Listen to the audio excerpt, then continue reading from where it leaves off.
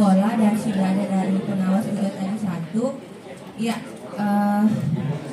ya terkait dengan sinkronisasi ini memang apa ya?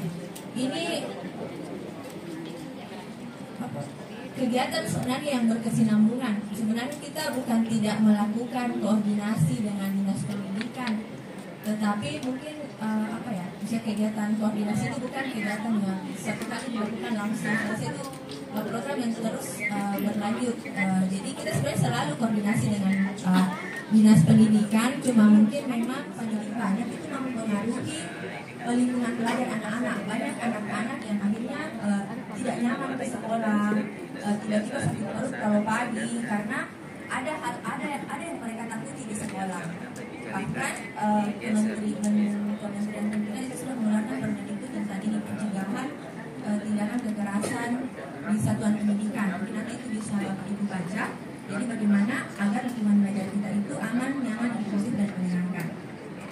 Lalu pembelajaran berpusat pada murid ini sudah ada dalam kurikulum Merdeka ya, sudah sering Bapak Ibu terima di kegiatan program bergerak. Ini pun pembagian tahapan-tahapan ini pun bukan dari sarana dan prasarananya, tapi kondisi di sekolah, iklim belajar di sekolah. Jadi tidak perlu sekolah yang hadir ada dalam rangka pendampingan sebagai implementasi program sekolah bergerak. Ya. Walaupun di undangan ini terus terang saya tadi sudah membayar 8:30 baru saya lihat undangan. Ya terlambat tak boleh buat. Ya, mohon maaf. Kemudian setelah saya lihat juga, saya sertomnya juga ternyata hanya angkatan kedua. Ya harusnya kan maunya masuk juga angkatan 1 supaya kita mengevaluasi kenapa terlalu banyak hal yang kemudian yang harus kita sikapi dalam perjalanan sekolah penggerak ini. Kenapa? Karena kebetulan kami ini ada di dua tempat, di 1, 2, biasanya ada 3 juga mungkin ada tuh, pokoknya sampai kapan saja kalau sekolah banyak, sementara pengawas kurang. Ya, mohon maaf, perkenalan diri saya seorang pengawas dari pengawas SMP. Nah, kenapa saya katakan tadi tidak ada sekolah penggerak pertama? Karena informasi dari apa yang mau dicapai tadi ini sebenarnya kalau saya katakan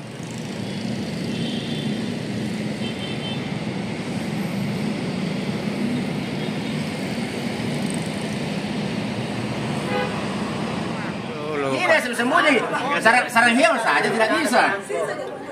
Konsumsi saja biar ini tidak. Gimana itu?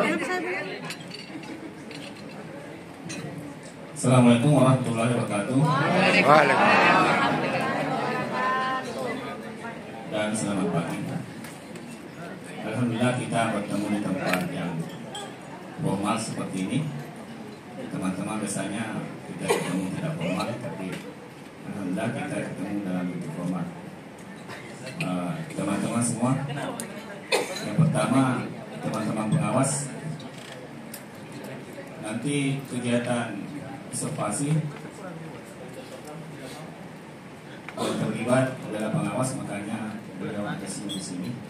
Teman-teman pengawas mungkin nanti bertim, ya, tidak tahu siapa timnya, berjadi dengan ini asesmen, ya teman-teman, umpam balik kepada guru, umpam balik kepada murid, dan umpam balik kepada orang tua. Makanya jangan juga salahkan orang tua kalau tidak bisa menjadikan umpam balik itu asesmen yang Anda berikan, karena memang kita tidak bisa maknai. Saya dapat 80, ibu dapat 70. Apa bantu umpam balik kepada anak saya, anaknya ibu ini? Kalau berbeda satu misalnya, asesmen itu 3. Sama kalau saya nggak tuliskan itu meja supaya membantu saya mengingatkan media nanti saya pakainya. Ya tulis, karena yang lain itu sesuai dengan kebutuhan.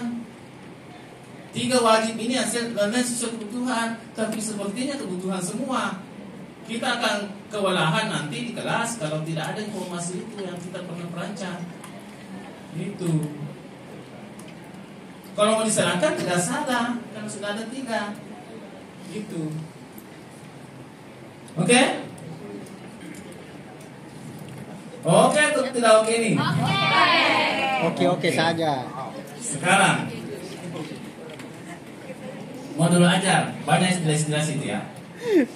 Teman-teman, modul aja tadi apa tadi? Tujuan? Langkah-langkah. Asesmen. Ya. Sekarang kita hubungkan itu tujuan. Karena ini menjadi wajib ya. Saya soroti yang wajib saja, nanti yang lain. Kita soroti itu yang tujuan. Tujuan itu menurut